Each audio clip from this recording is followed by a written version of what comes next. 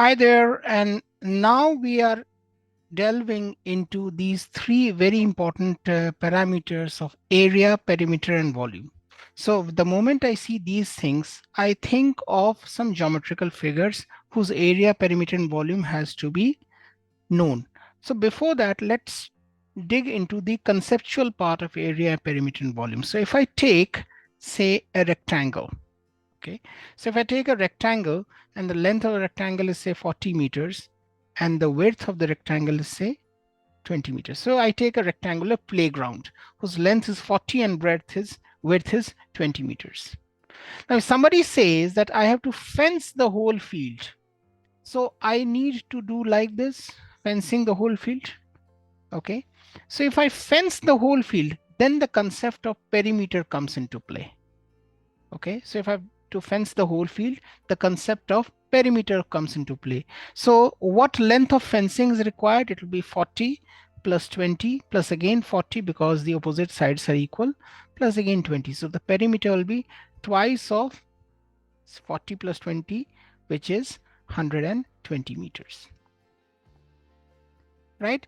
And if I have to pave the whole field, or if I have to brickwork the whole field, okay, if I have to put flowers in the whole field, then these have to be calculated on a per square meter basis, so per square centimeter basis. So whenever there is a concept of square meter or square centimeter, square inches comes into play, then we can say that the concept of area comes into play.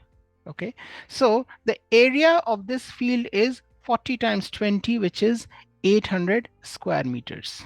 Okay, so 800 square meters of area has to be paved or put it with flowers. So commonly you will be asked questions like, if the rate of paving is say $5 per square meter, what is the cost? If the rate of fencing is say $2 per meter, then what is the cost? So accordingly you have to find the area or perimeter.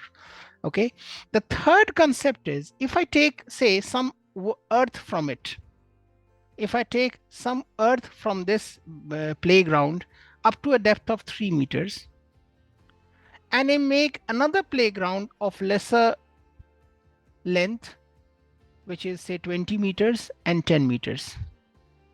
Okay, so if I take earth up to a depth of 3 meters from this playground and I make another playground which is 20 meters and 10 meters, then what is the volume of the earth I have taken out?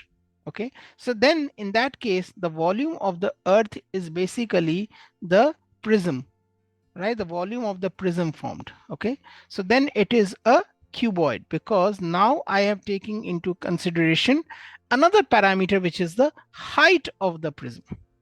The height. So height is approximately 3 meters. 3 meters earth has been taken and has been screwed over on to make a new playground. Okay, so the volume of the earth taken out to make a playground of 20 meters length, 10 meters width, and 3 meters height will be 20 into 10 into 3, which is 200 into 3 is 600 cubic meters. So the volume is measured in cubic meters or cubic centimeters or cubic feet or something like that.